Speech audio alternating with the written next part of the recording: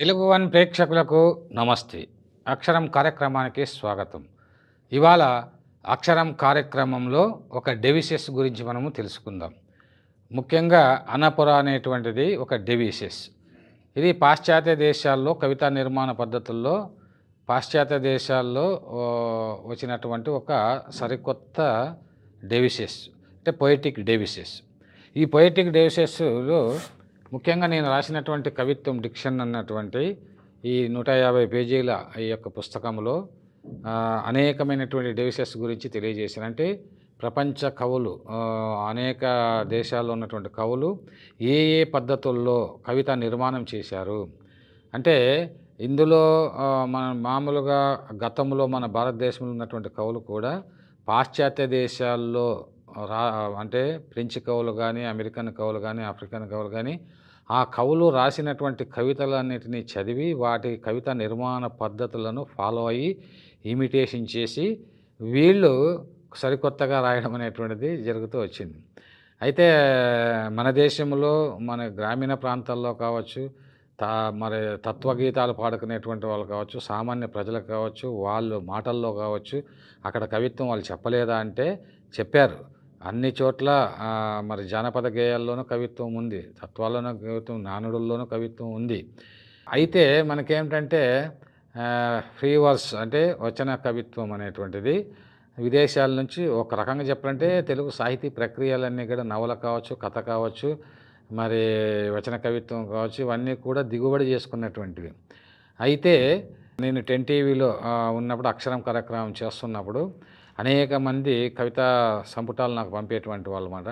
అందులో అంత పాత పద్ధతుల్లోనే ఎవరో 30-40 ఏళ్ళ క్రితము ఆ కవులు రాసినటువంటి ఫార్మ్లో రూపం అదే రూపంలో రాయడము, అదే రిపిటీషన్ కావడము, పాత పదాలను ఉపయోగించడము, కొత్త పదబంధాలు ఉపయోగించుకోలేకపోవడము, స్థానికంగా ఉన్నటువంటి డైలెక్ట్స్ ఉపయోగించకపోవడం, ఇలా కొన్ని లోపాలు కనిపించడంతో కవితా నిర్మాణ పద్ధతులు అని నేను ఒక పుస్తకం రాయాలి, ఒక విమర్శ గ్రంథం రాయాలని చెప్పి అది రాయడము, మరి అది ఆంధ్రప్రభ సాహితీ గవాక్షములో అదే పుంఖానుపుంఖంగా వ్యాసాలు రావడం, దానికి మంచి రెస్పాన్స్ రావడం, దానిని కవిత్వం డిక్షన్ అయిన పుస్తకంగా వేసి వేలాది కాపీలు ఉచితంగా కొత్త కవులకు, పాత కవులకు అందరికి పంచడం జరిగిందనమాట. ఈ నేపథ్యంలో ఇవాళ మనము ఆ కవిత రచనలో అనపుర ఒక రూప నిర్మాణ కౌశలం అనేటువంటి ఒక కవితా నిర్మాణ డెవిసెస్ గురించి ఇవాళ మనం తెలుసుకుందాము. మనం తెలుసుకునే పోయే ముందు నేను ఈ కవిత్వం డిక్షన్ రాసిన తర్వాత వానవెలి శాఖ, మార్మిక నది అనేటువంటి కవితా సంపుటాలు రాయడం జరిగింది. అంటే అంతకుముందు నేను రాసినటువంటి కవితా సంపుటాలలో ఉన్నటువంటి నా యొక్క కవితా నిర్మాణం కానీ, అభివ్యక్తి కానీ, ప్రతీకలు వాడటం కానీ అది కొద్దిగా చెప్పాలంటే మరి ఒక ఇమిటేషన్, లేదో కొన్ని లిమిటేషన్స్ మనకు తెలిసినవి. ఇప్పుడు ఇవాళ చాలామంది ఎక్కువ గొప్ప గొప్ప కవులు రాసినటువంటి కవితా నిర్మాణ పద్ధతుల్లో ఉన్నటువంటి కవితా సంపుటాలను చదవడం లేదు. ఇక పాశ్చాత్య దేశాల్లో ఉన్నటువంటి వాళ్ళు ఫ్రెంచ్ కవుల గురించి కానీ, అమెరికన్ కవుల గురించి, ఆఫ్రికన్ కవుల గురించి వాళ్ళు రాసినటువంటి అంత ఓపిక, తీరిక మన వాళ్ళకి లేదు. కాబట్టి ఏదో కవిత్వం రాయాలని రాయడము, కవితా సంపుటాలు వేయడము, ముందు మాటలు రాయించుకోవడము, ముందు మాటలుగా అభినందించే రాస్తారు సాధారణంగా అందరూ. కాబట్టి కవిత్వం అంటే ఎంతమందికి తెలుసు అనేటువంటిది అది పెద్ద క్వశ్చన్ అన్నమాట. సరే, మనకు తెలిసినంతలో ఒక సైంటిఫిక్ అప్రోచ్లో, ఎందుకంటే కట్టమంచి రామలింగారెడ్డి గారు కవిత్వదత్త విచారం రాశారు. అందులో భావనాబలం ముఖ్యమని చెప్పారు. అది భావనాబలం అనేది యూనివర్సిటీల్లోనూ అంతా కూడా అదే శిల్పము ఆ భావనాబలము అలా అలా పరిశోధనలన్నీ జరిగిపోయాయి. ఆ తర్వాత మరి శేషేంద్ర శర్మ గారు రాసినటువంటి కవిసేన మేనిఫెస్టో, ఈ కవిసేన మేనిఫెస్టో అనేటువంటిది బోద్లేరు, మల్లార్మి, ఫ్రెంచ్ కవులది ఒకసారి వాళ్ళ గురించి డెప్త్గా రాయడము. అదేవిధంగా మన భారతదేశంలో ఉన్న అలంకారాలు, శాస్త్రాల గురించి, మరి క్షేమేంద్రుడు ఔచితి చర్చ చేశాడని, కుంతకుడు వక్రోక్తి గురించి రాశాడని, అదేవిధంగా మరి ఆనందవర్ధనుడు ధ్వని సిద్ధాంతం అని వాటిని అంతా అప్లై చేసేలా రాశారు. బట్ కొన్ని కవితలు మాత్రమే ఆయన ఉదాహరించారనమాట. అలా కాకుండా నేను ఒక సైంటిఫిక్ అప్రోచ్లో అందరికీ అర్థమయ్యే విధంగా అనేక డెవిసెస్లోన ఈ కవితా నిర్మాణ పద్ధతులు, అభివ్యక్తి గురించి, ప్రతీకల గురించి అన్నటువంటి అనపుర కానీ, అపోస్ట్రఫీ కానీ, పర్సోనిఫికేషన్ కానీ ఇలాంటి పద్ధతుల గురించి చాలా సమగ్రంగా అందులో రాయడం జరిగింది. సరే, ఇప్పుడు నేను అది రాసిన తర్వాత ఈ మార్మిక నది అనేటువంటి కవితా సంపుటాన్ని 300 పేజీలతో అనేక కవితలు రాశాను. ఇందులో ఇవాళ ఒక కవిత, శత్రువు ఒకడు ఉండాలి అనేటువంటి కవితతో ఈనాటి కార్యక్రమాన్ని ప్రారంభిద్దాం. కాలం నదిలో నీ ఎదురీతను చూసి నవ్వడానికి శత్రువు ఒకడు ఉండాలి, అప్పుడే నీవు గమ్యం చేరగలవు. గుడ్డు పైన కోడి పెట్ట పొదిగితేనే కోడి పిల్ల బయటకు వచ్చినట్టు నీ గుండె పైన శత్రువు మాట గుదిబండలా మారితేనే ఏ నిద్రపట్టని రాత్రో ఓ వెలుగు గెలుపు కిరణం నీలో తలుక్కుమంటుంది. మాటల పువ్వులు నీపై విసిరే వాళ్ళంతా మంచి మిత్రులనుకోకు. పూల వెనుక ముళ్ళున్నట్టే మిత్రుల ముసుగులో శత్రువులు ఉంటారు. నీ శత్రువు ఎవరో కాదు, ఒకప్పటి నీ మిత్రుడే. నీ శత్రువు ఎవరో కాదు, ఒకప్పటి నీ మిత్రుడే. చిన్న బండను చూసి కుక్క మొరగదు కదా, అది పెద్ద కొండను చూసే ఊరికే అలా మురుగుతుంటుంది. అకారణ ద్వేషంతో నిన్ను ఎవడైనా నిందిస్తున్నాడు అంటే నీ ఎదుగుదలే వాడి మానసిక అశాంతికి కారణమై ఉంటుంది. వాడు శత్రు రూపంలో ఉన్న మిత్రుడే అన్నమాట. పాపం వాడు తన విలువైన కాలమంతా నీ గురించి ఆలోచిస్తున్నాడంటే నీ కర్తవ్యపు నెగళ్లను ఎగదోస్తూ నిన్నో మండే సూర్యుడిని చేస్తున్నాడన్నమాట. నిన్నో మండే సూర్యుడిని చేస్తున్నాడన్నమాట. ఇలా ఈ కవిత 2-3 స్టాంజాలుగా రాశాను.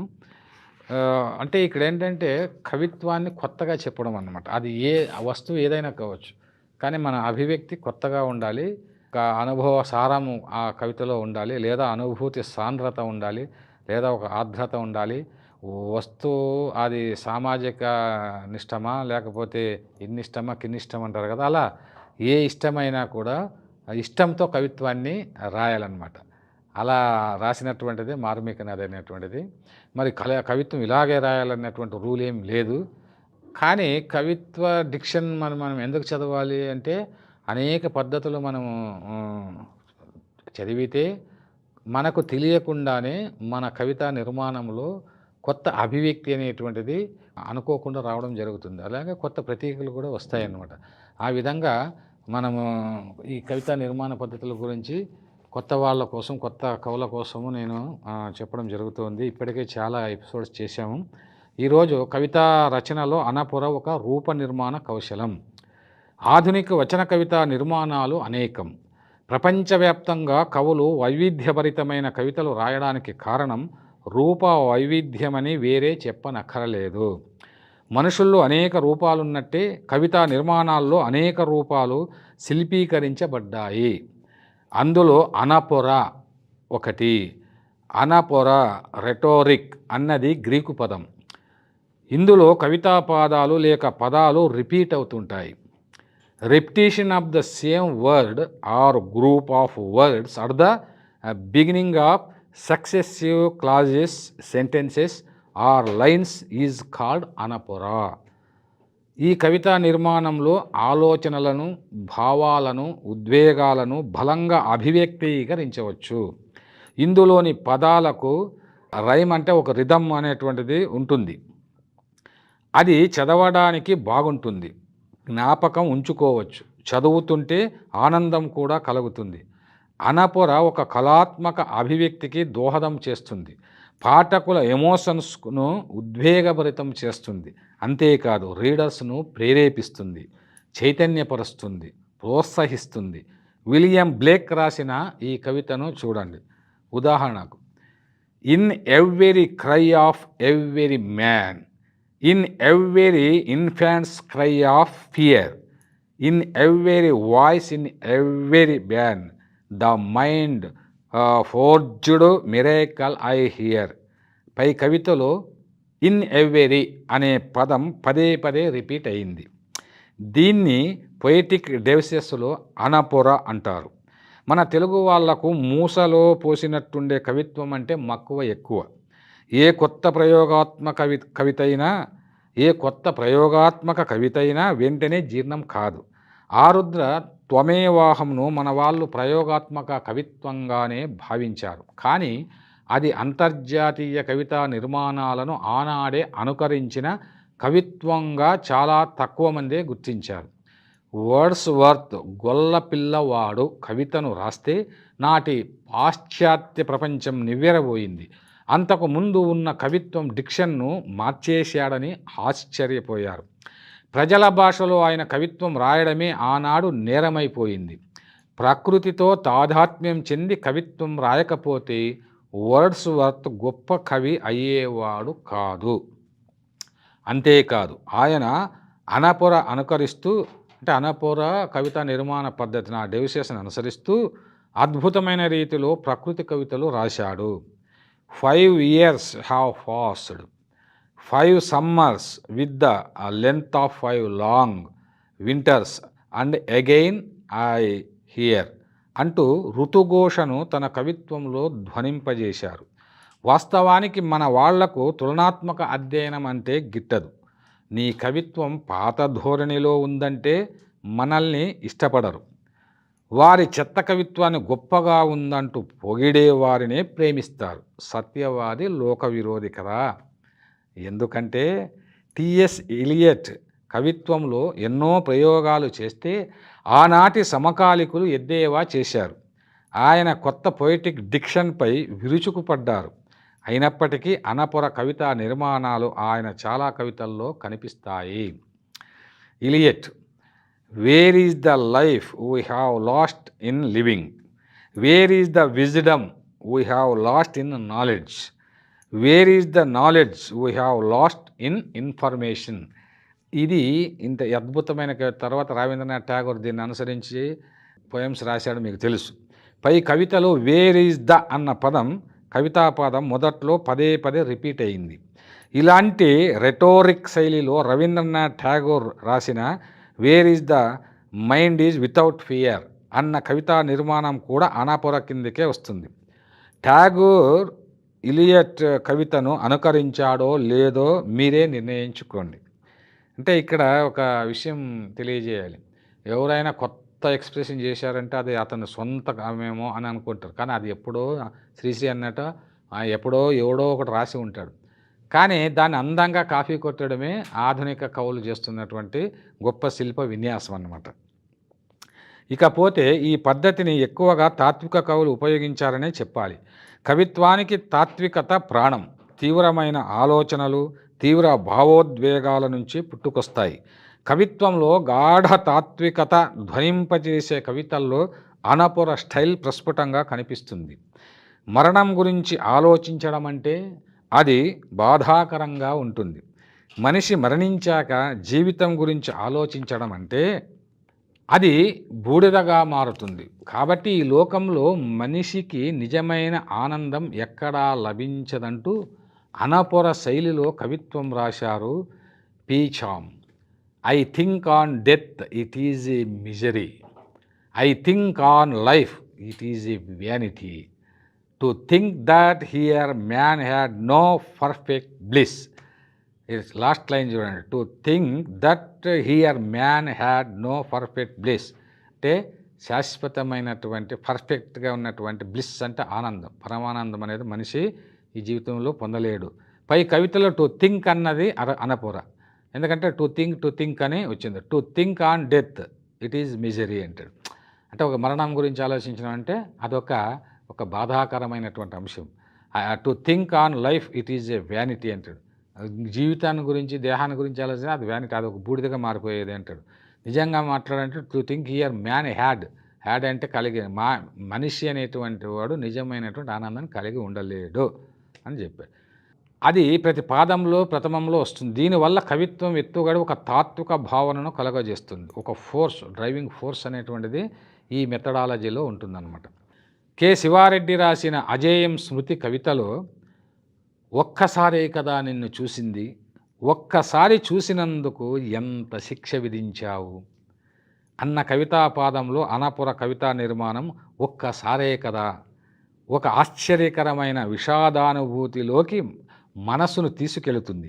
ఆయన కవితల్లో ఎక్కువగా పదాలు రిపిటేషన్ అవుతాయి. నన్ను చినుకుల చర్నాకోలతో కొట్టండి, నన్ను చిదిమి చినుకు దీపం పెట్టండి అంటాడు.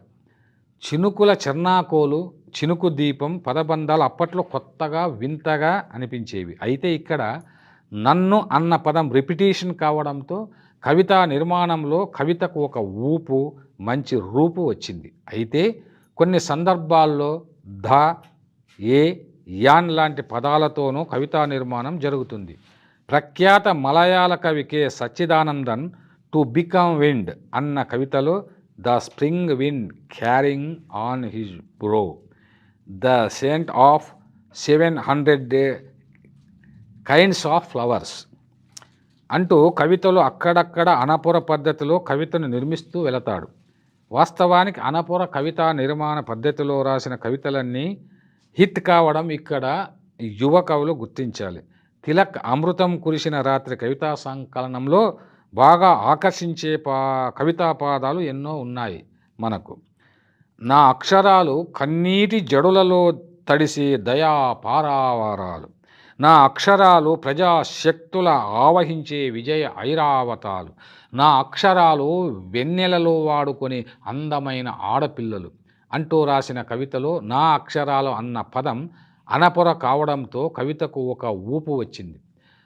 ఇదో పొయిటిక్ డెవిసిస్. ఇక్కడ నా అక్షరాలు అన్నారు. నేను కూడా ఇదే స్టైల్లోన ఒక 30 ఏళ్ళ వయసులో నా వేకోపిట్టల్లో రాశాను.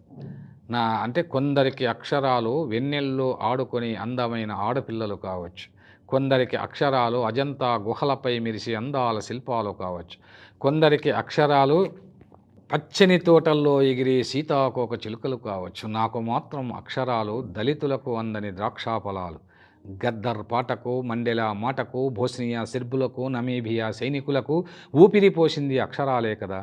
దళిత స్త్రీలకు అక్షరాలు తినిపించండి, చనుబాలై జాతిని పోషిస్తాయి అని రాశాను. అది ఆ రోజుల్లో ఆ వార్త ఆదివారం అనుబంధంలో ఆ కవితను వేసి నా ఫోటో వేశారు. సతీష్ చంద్ర గారు దానికి అద్భుతమైన వ్యాఖ్యానం కూడా రాశారన్నమాట. అట్లాగా ఎక్కడో ప్రేరణ ఉంటుంది. ఆయన నా అక్షరాలు వెన్నెల్లో ఆడుకునే అందమైన ఆడపిల్లలు అంటే నేనేమన్నాను, కొందరికి అక్షరాలు వెన్నెల్లో ఆడుకునే అందమైన ఆడపిల్లలు కావచ్చు అని. ఇది కవిత నిర్మాణం సేమ్ అనపూర పద్ధతిలోనే సాగింది, కానీ ఎత్తుగడ వేరే విధంగా ఉంది. అలాగే కొందరికి అన్నటువంటి పదే పదే రిపీట్ అయింది నేను రాసినటువంటి కవిత. ఇలాంటి పద విన్యాసాలు అంటే రిపిటేషన్ కవితకు ఒక సౌందర్యాన్ని, ఊపును, కొత్త రూపును, అర్థ గాంభీర్యాన్ని, వ్యంగ్యాన్ని, ఔచితిని, ప్రవాహగతిని, భావోద్వేగ రీతిని సంతరించి పెడుతుంది.